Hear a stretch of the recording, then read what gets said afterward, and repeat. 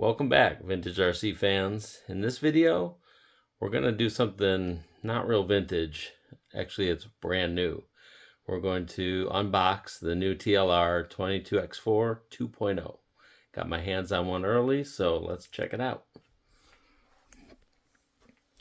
All right, as like before, they're coming in an outer cardboard container too, so it's really nice. Helps keep the box minty fresh and no creases or dents.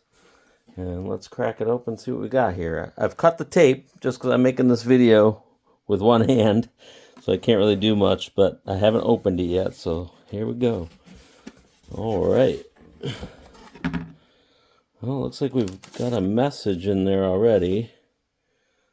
A rear shock stroke update. Changing the length of the rear shocks for some reason. Apparently must be some better change. All right. Let's look at the parts we got here. We got the new body. Looking nice. Looking really good. Set this aside. And wing set, of course. Nice. The chassis is a little longer, so body need to be a bit longer, and I think it's a bit wider in this area too. So if you're, I'm hearing that you can use your old body. You may have to cut some of the rear off, and this section is going to be a little tight. But that's the new stuff. Let's go through some of these parts bags here. So I don't know if we can do this in order or not, but I got the B bag looking like center diff parts. Pretty nice. They have the newer shock or pumpkins that are a little bigger volume and can hold more fluid. That's not in that bag though. We've got the tuning parts bag, all the extras. The diff can now be moved up and down, so those are the spacers for that. Your standard shock length parts all there. Of course, pills. The other tuning options, I think those may be for the rear, but for the rear hub, but the front C hubs now have adjustable caster, which is nice. That's what we got here. Bag F. New bulkheads, new gearboxes, front and rear, beefed up a bit. I know I've broken my share of front bulkheads. New front gull wing arms, really cool. Lower the shocks essentially, coupled with the new front tower that's -2. So it kind of lowers the front end. Nice. What we got here? Motor mounting parts, pretty similar to the old style. Now the servo mount is a little different. It's got a carbon top brace across it. Pretty simple and less material, it looks like, from the old setup. I think the outer servo mount is pinned to the mudguard on the outside, so that's new.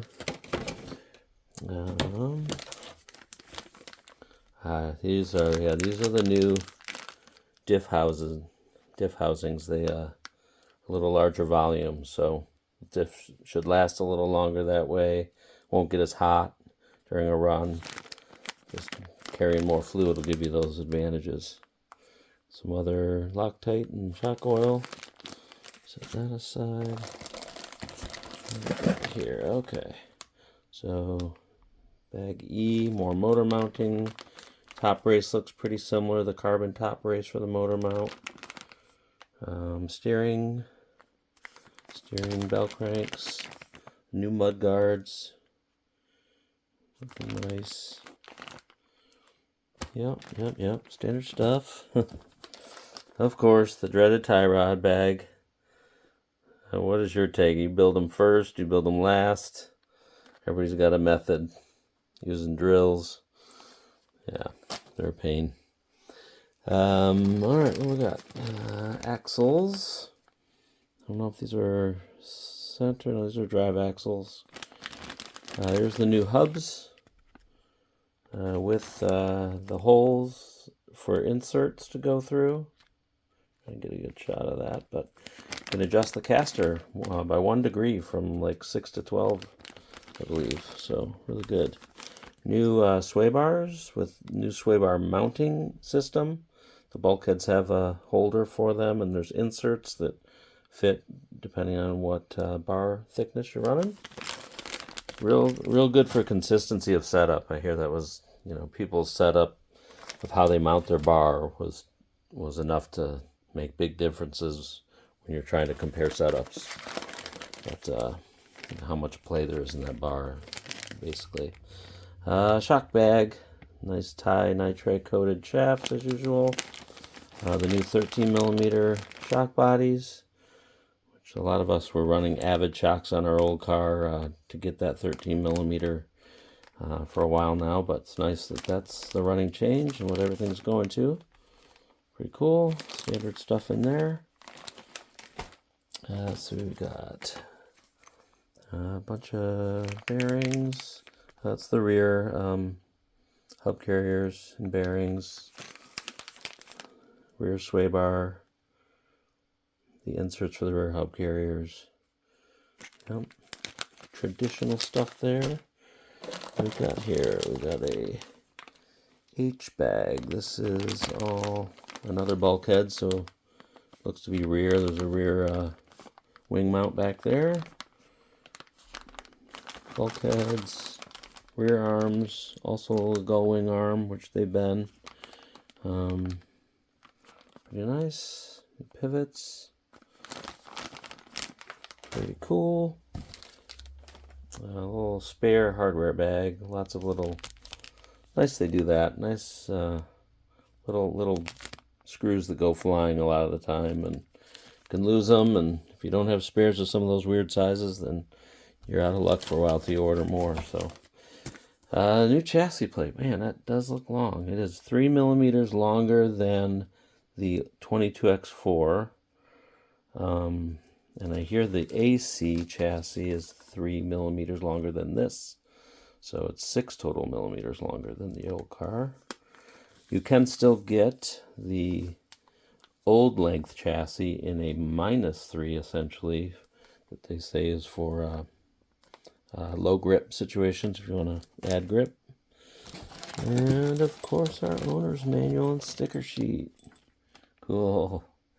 Trinity Low C 22x-4 2.0. Love it. Can't wait to start the build. Real cool. It's going to be a fun season running this. We're going to run a little vintage again. Getting this ready. The Triple X.